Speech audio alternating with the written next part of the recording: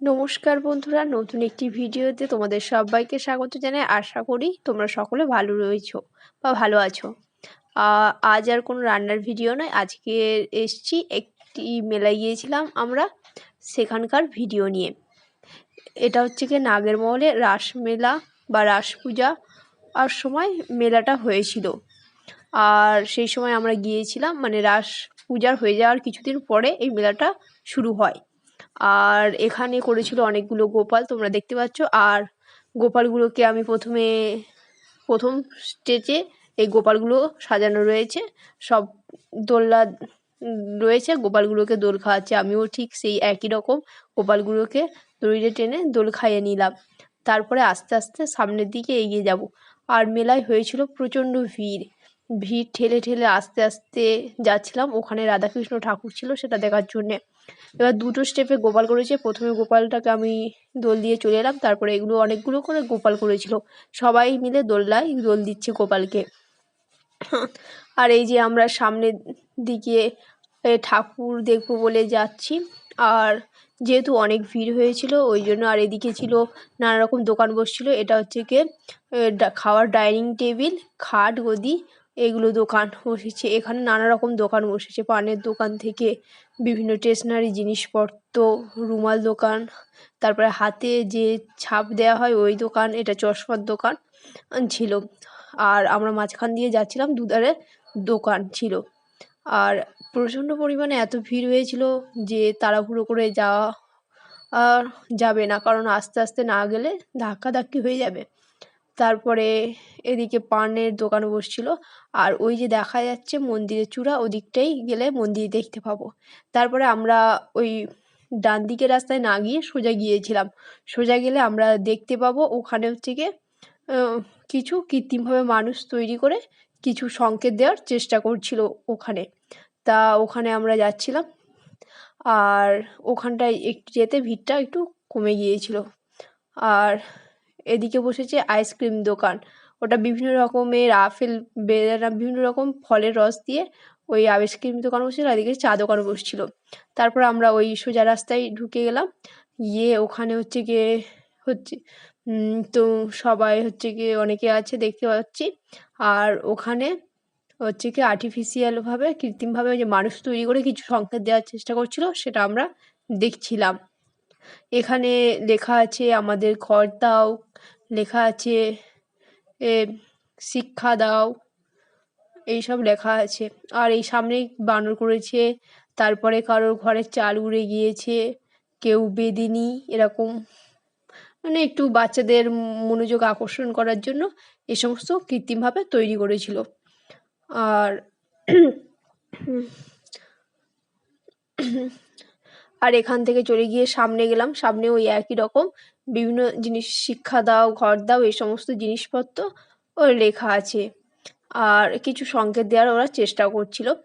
তারপরে আমাদের শিক্ষা দাও, এই যে বলছিলাম ওটা। তারপরে ওখান থেকে ঘুরে আবারও চলে আসলাম সামনের দিকে, এই ফিরে যাচ্ছি। ওখান থেকে হয়ে বাঁ দিকে এবার মোড় নেবো, নিলে হচ্ছে কি ঠাকুরটা দেখতে পাবো।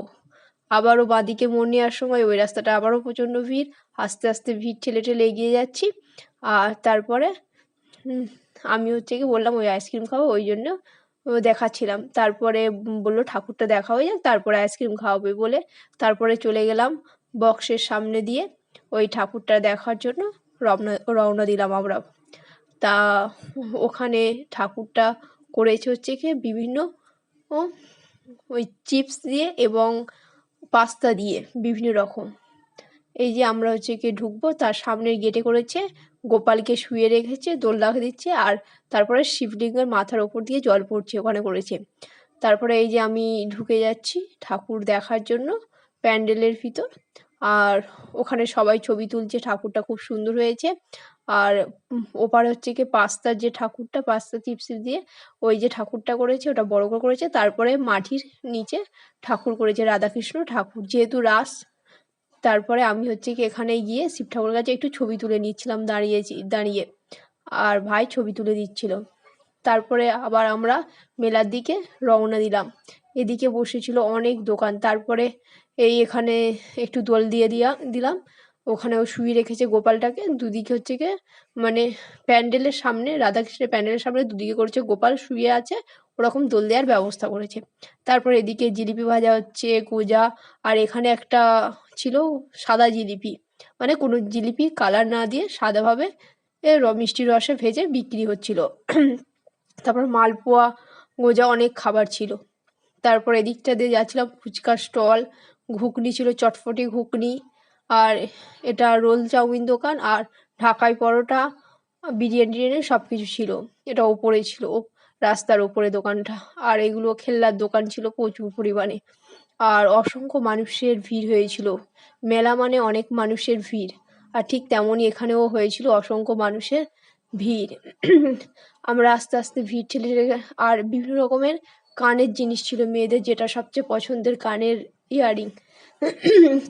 আর তারপরে চলে এলাম, এদিকেও করেছিল কিছু ওই কৃত্রিমভাবে আর্টিফিশিয়াল মানুষ দিয়ে কিছু ওই সংকেত দিতে চেয়েছিল। তারপরে এদিকে ছিল বেলুন ফাটানো, ভাই বলছিল বেলুন ফাটাবো, তার জন্য ওই বেলুন ফাটানো শুরু করে দিয়েছে। আর বন্দুক দিয়ে ও বেলুন ফাটিয়ে নিচ্ছিল, ও একটাও ফাটাতে পারেনি বেলুন। তারপরে আর আমি হচ্ছে ওই ছবি তুলে দিচ্ছিলাম ওর বেলুন ফাটানোর। তারপরে আবার চলে গেলাম দেখতে, এখানে দেখা পাচ্ছ কৃত্রিমভাবে গাছ করা হয়েছে, সে মানুষ খেতে যায়। তারপরে এই যে বড়শি দিয়ে ছিপ ফেলা হচ্ছে, আর এই ভেসে যাচ্ছে বিভিন্ন ধরনের আর্টিফিশিয়াল দৃশ্যগুলো বাচ্চাদের মনোযোগ আকর্ষণ বা বাচ্চাকে আনন্দ দেওয়ার জন্য এই সমস্ত জিনিসপত্র তৈরি করা হয়েছিল। এই একের পর এক দেখতে পাবো যে খুব সুন্দর হয়েছিল। আর দৃশ্যগুলো তারপরে এখানে মানুষ কি ঘুড়ি ওড়ায়, এবার ঘুড়ি মানুষকে উড়াচ্ছে, মানুষ বড়শি দিয়ে ছিপ ফেলে, আর মাছ এবার ছিপ দিয়ে মানুষকে বড়শি দিয়ে ছিপ ফেলছে, উল্টোটাই হচ্ছে দেখানোর চেষ্টা করেছে। আর ঠিক তেমনই এখানে মানুষকে খাচ্ছে। তারপর ছাতা উল্টো দিকে আছে, এরকম কিছু সংকেত দেওয়ার চেষ্টা করেছে এখানে। আর সবজি, এগুলো ঘোড়ার গাড়ি চড়ে যাচ্ছে, এই সমস্ত দৃশ্য দেখানো হয়েছে।